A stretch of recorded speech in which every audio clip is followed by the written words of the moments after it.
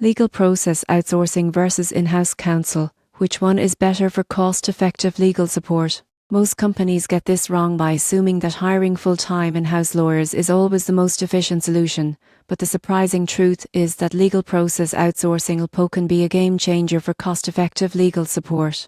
In-house counsel are permanent employees who provide day-to-day legal advice, manage compliance, draft contracts, and handle disputes. For example, a growing company with ongoing contract negotiations and regulatory requirements benefits from having lawyers embedded in the organization who understand its operations culture and strategic goals.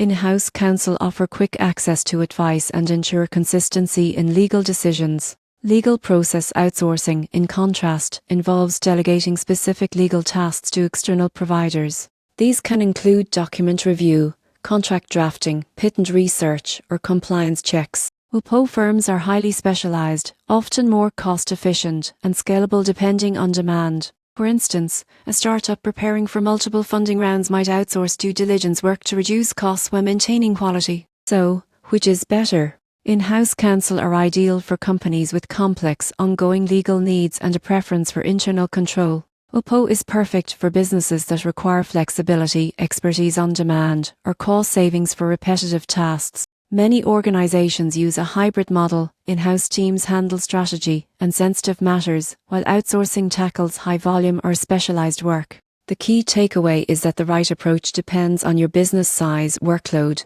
and budget. Combining in-house counsel with WPO can maximize efficiency, control costs, and ensure high-quality legal support. Understanding this balance allows companies to remain legally secure without overspending, giving leaders peace of mind and operational flexibility.